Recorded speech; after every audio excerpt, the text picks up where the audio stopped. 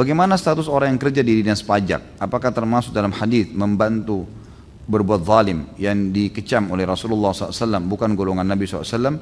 Bagaimana status harta dari gaji di kantor pajak?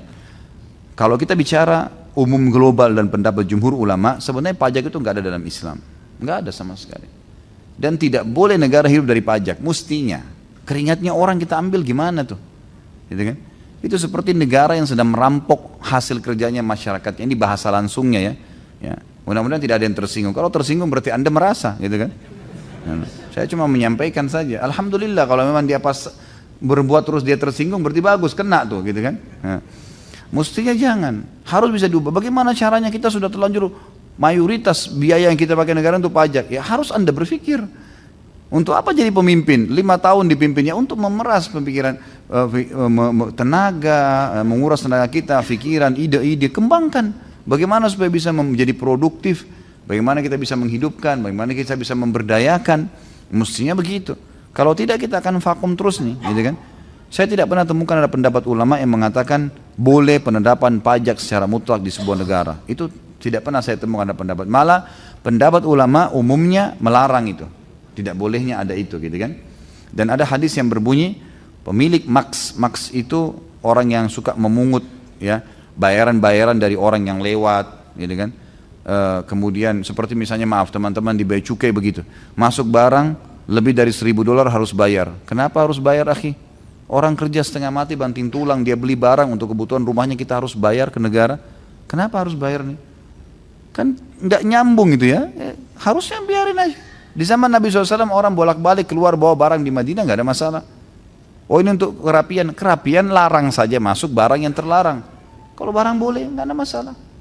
Orang mau dagang, untungkan dagang itu, nggak apa-apa, gitu kan? Bisa saja. Hidup ekonomi di negara itu kan, dan seterusnya banyak hal lah sebenarnya.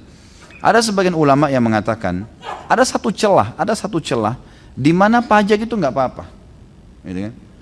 Pada saat pajak itu bukan ditetapkan oleh pemerintah, tetapi bukan ditetapkan secara wajib ya. Seperti kita kan wajib pajak. Dia bukan diwajibkan. Dia ditetapkan sebagai sebuah peraturan pemerintah, terbuka bebas, masyarakat siapa yang mau bantu pemerintah dengan pajak. Tidak dipaksa. Sebab kalau maksa ini nggak boleh. Memaksa orang mengambil hasil keringatnya nggak boleh dalam Islam. Tidak ada hak kita untuk itu. Tapi kalau diberikan kesempatan, siapa yang mau nyumbang silakan. Seperti misal Nabi SAW kalau mau berjihad, apa yang boleh lakukan?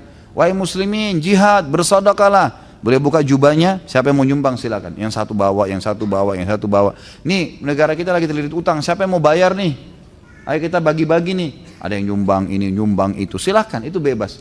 Tapi wajib, kan gitu. Kalau enggak dianggap sebagai pelanggar, bahkan orang yang tidak bayar pajak itu bisa dipenjara, bisa ini masalah ini. Ini masalah. Jadi ini keadaan Allah alam celah di mana dia mungkin jadi bisa kalau dia berbentuk sedekah, kerelaan dari masyarakat, itu boleh.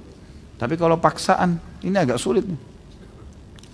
Status harta dari gaji kantor pajak Allah alam sama dengan kata-kata tadi. Kalau emang itu tidak boleh, maka lebih aman untuk tidak bekerja di situ.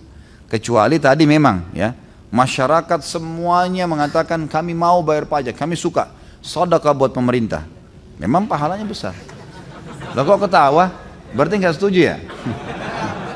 Bukan saya yang bilang ya. Anda lebih banyak suara yang dari saya. Nah iya, gitu kan?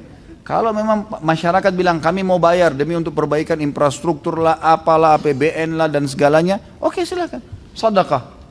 Bebas. Pahalanya besar memang. Karena jalan itu jadi amal jariah, pembangunan apa jadi amal jariah, memang begitu. Gitu kan? Tapi kalau ditumpuk-tumpuk, kemudian mereka pesta-pesta dengan uang itu, pakai untuk ini hasil keringat orang, ini sama saja tanda kutip orang sedang memeras harta orang, tapi secara kemasan, dengan kemasan, kesannya seperti tidak ada sesuatu yang haram di situ.